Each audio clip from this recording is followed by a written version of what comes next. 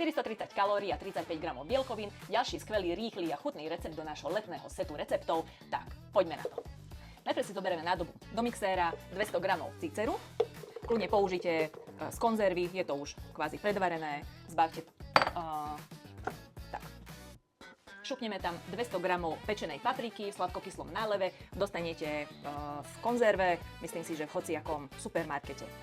Pridáme 2 cherry rajčiny, osolíme, okoreníme. Dáme trošku sušeného cesnaku. To mi trošku viac vyšlo, nevadí. Postrekáme olivovým olejom. Veľmi dávno bolo, keď som zohnala takúto krásnu čerstvú bazálku, takže do toho mixéra dáme ešte zo pár lístkov čerstvej bazálky. Keď nemáte, nemusíte, je to voliteľné, ale ja to mám rada. Dobre, zavrieme a ideme si to rozmixovať.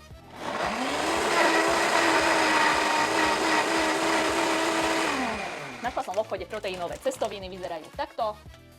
Konkrétne v Kauflande 100 gramov, čiže polovicu tohto balíka som uvarila v slanej vode.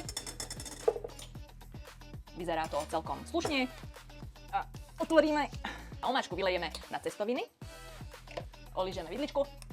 Mňam. Toto bude. Fúha. Som nevedela, že to až tak dobre bude, kokša.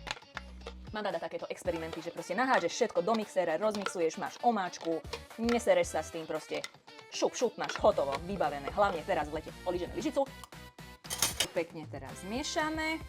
A šupneme do toho ešte 100 gramov feta síra alebo balkánskeho a zmiešame. Ideme teraz pekne nadávkovať polovicu tohto celého do taniera a ja pridám ešte navrch trošku čerstvej bazálky. Nech to vyzerá, nechaj naše oči jedia.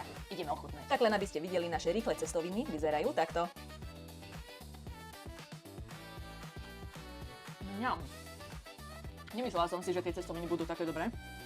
Mala som pochybnosti, ale táto omáčka, feta sír, tieto cestoviny, bazálka. Mňam, spráčte si aj vy. Vidíme sa na budúce. Čaute.